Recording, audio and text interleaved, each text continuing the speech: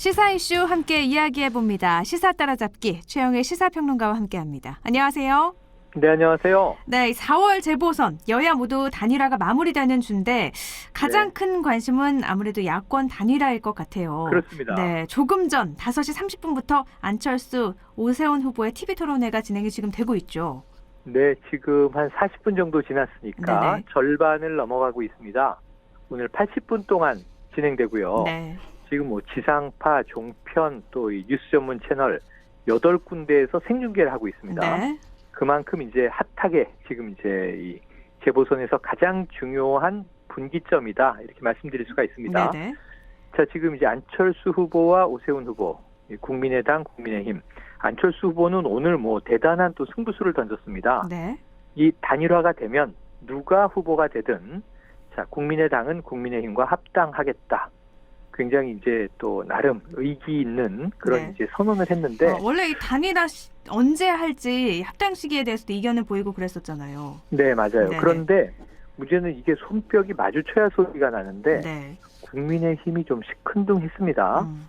지금 오세훈 후보는요, 지금 이제 토론회를 앞둔 상황에서 네. 이 합당 선언이 나오자 입당부터 먼저 하라, 이렇게 얘기를 해서 네. 합당 선언을 굉장히 좀 이제 김을 뺐고요. 네. 김종인 비대위원장은 왜 지금 그런 얘기를 하는지 모르겠다. 하려면 진작했어야지. 네네. 이런 이야기를 하면서 지금 이제 안철수 후보 혼자 마치 단일화를 위해서 고군분투하는 것처럼 이렇게 시큰둥한 표정이었어요. 네. 이미 이제 지난 주말에 단일화 과정에서의 팽팽한 기싸움이 시작이 됐습니다. 이미 이제 안철수 후보가 오세훈 후보는 과거에 잘못이 있기 때문에 이 단일화 후보가 된다면 과거에 대한 해명을 하다가 미래 이야기를 못할 가능성이 크지 않느냐, 이런 이제 폄훼 발언을 했고요. 네. 오세훈 후보는 지금 안철수 후보가 야권 분열의 아이콘 아니냐, 앞으로도 또 야권 분열을 야기할 가능성이 있는 인물이다, 이렇게 이제 비판을 했어요. 네. 분위기가 험악해지는 가운데 그래도 하루 늦게 어제 비전 발표회를 이제 함께 가지면서 단일화 의지만은 돈독하게 다졌고요. 오늘 이제 TV 토론회가 유일하게 한 번 80분 열리게 되는 거고 절반의 시간이 흘렀는데, 자, 문제는 내일과 모레 이 이틀 동안 국민 여론조사를 하게 됩니다. 네네. 그 결과를 금요일 오전에 발표하거든요. 그러면은 오는 금요일 19일이 지금 후보 등록 마감일입니다. 네. 그럼 단일화 발표와 동시에 한 명만 딱 단일 후보가 등록을 하겠죠. 네. 그래서 무조건 단일화를 이루겠다는 의지인데 조금 쉽지 않아 보이는 대목이 있습니다. 어떤 거죠? 그러면은 이제 두 캠프에 이제 단일화 협상단이 있는데요. 네. 지금 내일부터 설문조사를 하기 위해서 지금 설문 내용이 작성이 돼야 되지 않습니까? 그렇죠. 그 문구 작성 말씀하시는 거죠? 네, 네. 아직 합의가 안 된 거예요. 그래서 이제 오늘 토론회까지 다 지켜보고 네. 오늘 늦은 밤에 다시 만나서 마지막 협상을 하겠다는 건데, 만약에 이 토론회에서 누구든 이 각 후보가 내가 더 유리했다, 내가 더 우위를 점했다, 내가 단일화해서 유리하다라고 생각하게 되는 경우에 네. 설문 문항에 대한 기싸움이 지금까지 뭐 여러 날 안 돼 왔는데 오늘 밤에 결정 안 되면 내일 여론조사에 못 들어갈 수도 있습니다. 그래서 지금 여러 가지 가능성이 또 점쳐지고 있는데 아마 뭐 난항이 있겠지만 예정대로 스무스하게 단일화될 것이다. 오세훈 후보든 안철수 후보든 양자 구도를 만들게 될 것이다. 그래야 이제 여당의 박영선 후보를 꺾을 수 있다. 이 흐름으로 가는 게 일반적이지만 두 후보가 팽팽하게 맞서서 단일화가 안 되면요, 지금 국민의힘의 김종인 비대위원장은 예전에도 계속 얘기를 해왔지만 이 3자 구도로 가도 우리 국민의힘 본선 후보가 이길 수 있다. 그러니까 오세훈 후보가 이길 수 있다는 얘기를 해왔거든요. 네. 근데 지금 여론조사를 보면 이게 좀 묘해요. 오세훈 후보가 박영선 후보에게 오차범위 내에서 앞서면서 안철수 후보가 3위로 떨어지는 여론조사들이 일부 있어요. 네. 그러면은 이걸 국민의힘이 이 조사에 기반한다면 3자 구도로 나가도 우리가 이길 수 있다. 단일화를 굳이 할 필요가 있겠는가? 단일화가 깨질 가능성도 없진 않다는 겁니다. 네.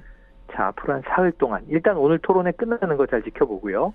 이 유권자들의 평가, 누가 더 잘했느냐, 여기에 대한 얘기들이 정리되고 나서 내일부터 정말 설문 문항이 오늘 밤에 합의가 돼서 여론조사 들어가는지, 또 금요일에 그럼 누가 양보를 하고 누가 등록을 하는지.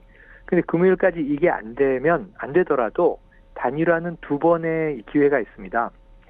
이 3월 24일, 25일 이때가 이제 선거운동 개시일이 25일이에요. 네.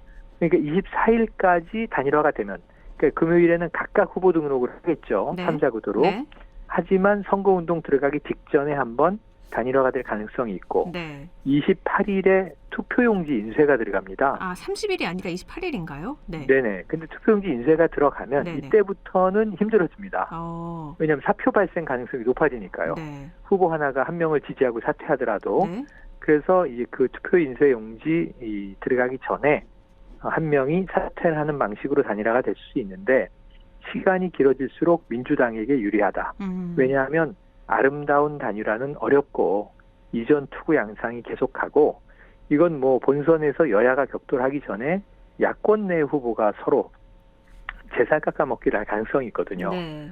그래서 이제 이런 문제 때문에 오늘 밤 내일을 우리가 예의주시해야 할 필요가 있습니다. 그러니까 단일화 시한에 원래 계획했던 건 19일이잖아요. 하지만 그렇습니다. 그게 안 되더라도 후보 등록일이 지나더라도 투표용지 인쇄 이후에도 사실 가능하긴 하지만, 그렇게 되면 더 불리해지니까 그 점점 전까지는 불리하고 복잡해지죠. 근데 이번 토론회가 끝나고 나서 이제 여론조사 문구를 정한다고 했는데, 토론회가 어떻게 누가 더 이길 것이다 이런 게 점쳐질 수 있을까, 그것도 의문이거든요. 일단은 네. 김종인 비대위원장이 안철수 후보를 또 한번 폄훼를 했죠. 뭐냐면 토론도 제대로 못하는 사람이 네. 서울시장 후보가 될 수 있겠는가, 이렇게 이제 질문을 던지면서 이게 안철수 후보를 겨냥한 거였고요. 네네. 안철수 후보 측에서는 상당히 모욕적이다. 왜 이렇게 함께할 이 상대를 상처를 주는가 네. 하는 이제 항의와 문제 제기를 했는데, 이게 지금 김종인 비대위원장은 계속 안철수 후보를 토론 못하는 사람으로 프레임을 짜는 거예요. 네. 낙인 찍기를 하는 거예요. 네. 그래서 자꾸 지난 이제 2017년 대선 때의 이미지를 이제 환기시키려고 하는 것인데, 네.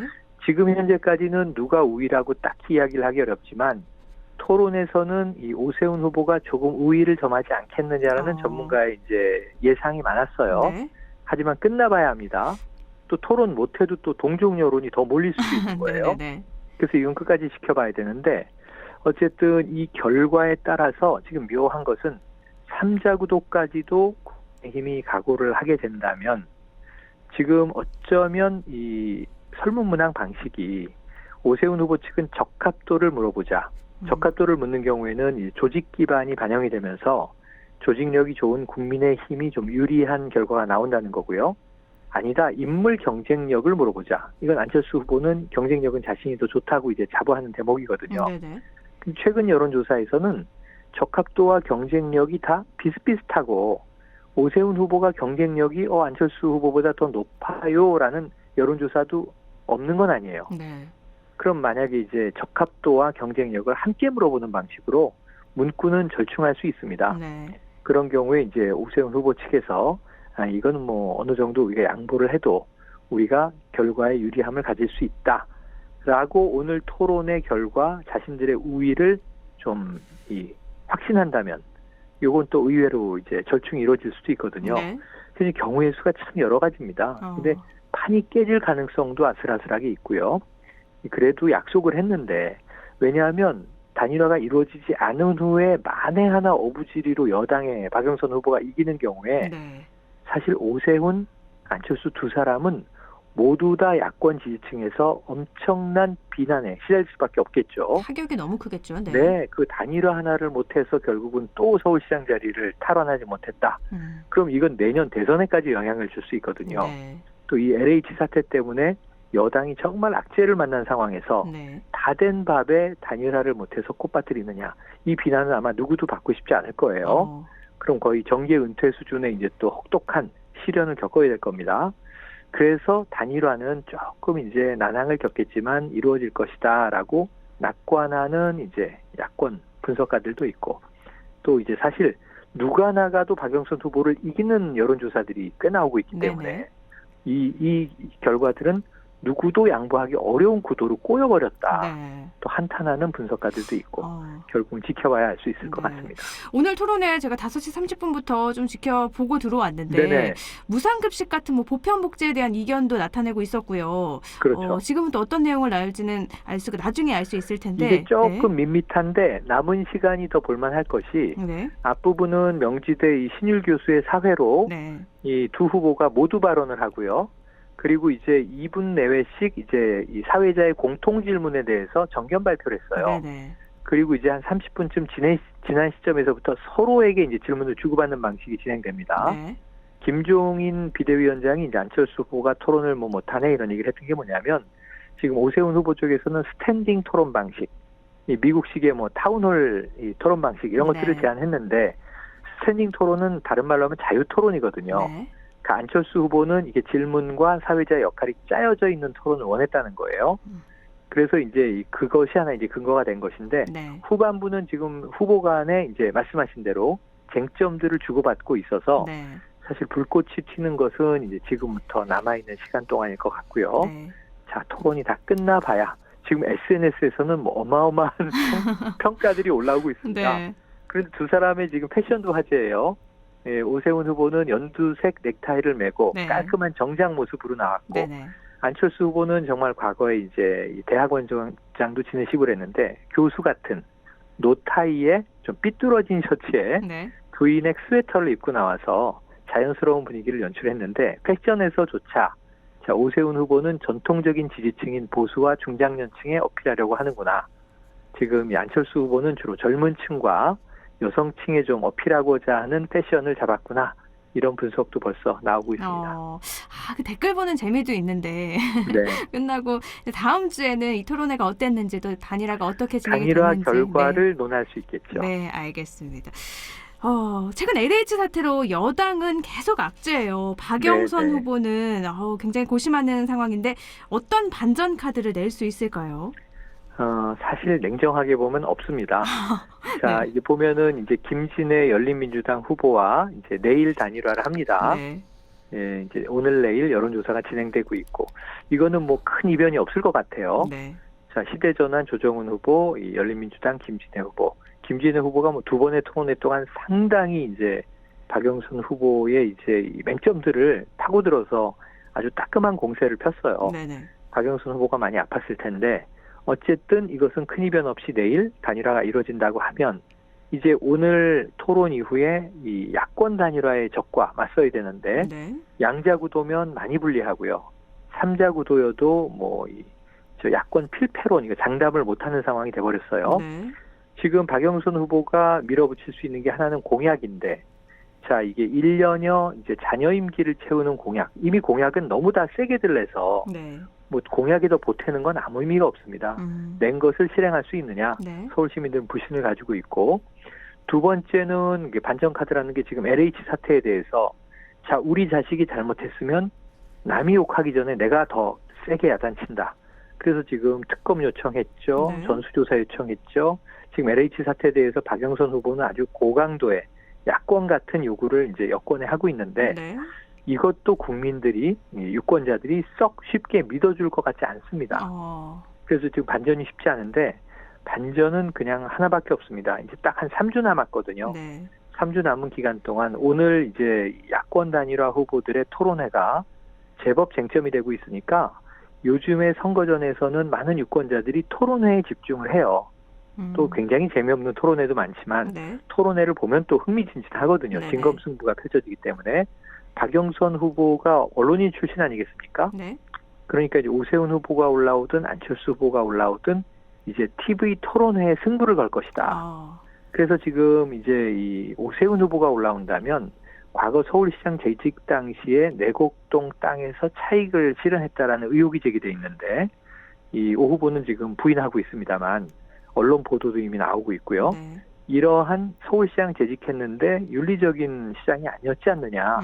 당신은 부동산으로부터 자유로우냐 하는 공세전으로 네. 상당히 이게 이제 팽팽한 이제 이 토론으로 갈 수 있습니다. 그래서 아마 이 박영선 후보는 지금 누가 올라오든 토론 준비에 칼을 갈고 있을 가능성이 높고요.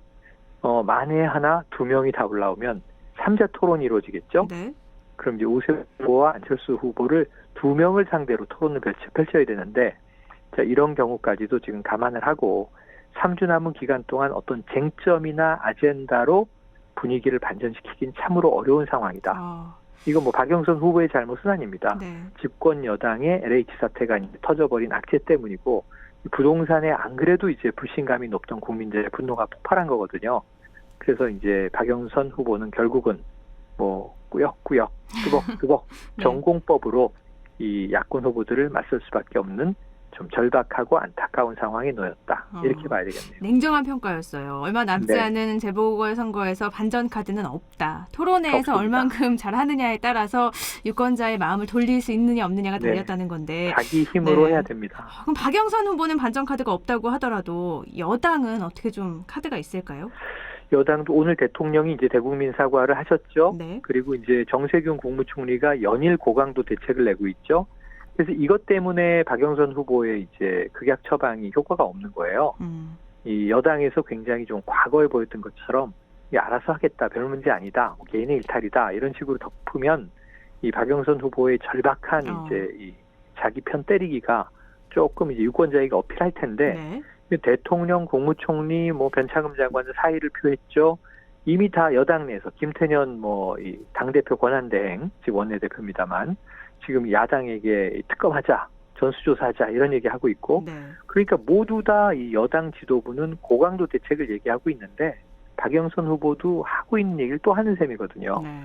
그러니까 어필 효과가 없는 거죠. 그래서 정부 여당 차원에서는 문재인 대통령이 드디어 뭐 짧지만 대국민 사과를 냈고, 남은 임기 동안 집중할 일은 부동산 적폐를 청산하는 것이다. 그리고 이제 정세균 국무총리는 지난 주말에 부동산 범죄와의 전쟁 선포까지 했단 말이에요. 네. 근데 이제 국민들은 실천을 지켜볼 텐데 실천은 시간이 걸립니다. 일단은 이제 국수본 내에 이제 특별수사본부에서도 수사를 하는데 이 차명을 찾아내는 게 쉽지 않으니까 네. 수사 기간이 꽤 걸릴 거거든요.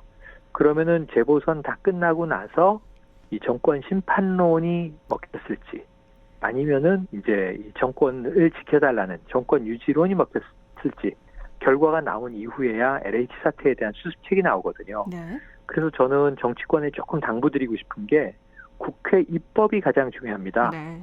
지금 행정부에서 하는 얘기들은 다 일리 있는 얘기인데 행정부 자력으로 해결할 수 없는 거예요. 네. 지금 부패방지법이나 주택관리특별법으로는 이 부당이득이 확인돼도 이 내부 정보를 남용해서 이 사적인 부당이득을 취했다 해도 그냥 추징금이 이익만큼만 환수하는 거예요. 네. 근데 정세균 총리가 3배에서 5배 이 외국처럼 이 징벌적 추징하겠다 얘기하는데 법적 근거가 현재 없거든요.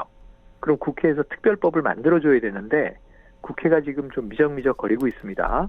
그래서 제일 중요한 건 과거의 국회 숙제, 염원이던 이해충돌 방지법을 좀 빨리 만들고, 네.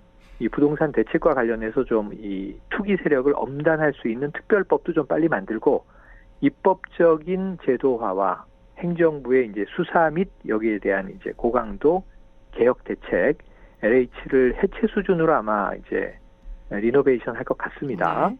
그래서 이런 부분들에 대해서 시간이 걸리더라도 전공법으로 가야지, 뭐 선거에서 혹시 여당이 아이고 선방했다, 이제 좀 한숨 돌렸으니까 천천히 가자, 또 뭐 야당이 이제 이겼으니까 서울을 뭐 부산을 우리가 접수했으니까 이제 부동산은 다 잘 될 거야, 야당이 뭐 이 시정을 잡는다고 네. 적폐 세력이 없어지는 건 아니거든요. 그렇죠. 그 이런 부분은 여가 되든 야가 되든 지금 악재다 호재다 하는 게 아무 의미가 없는 게, 국민들 아픈 것을 해결해 줘야 되는 것이 정치라면 네.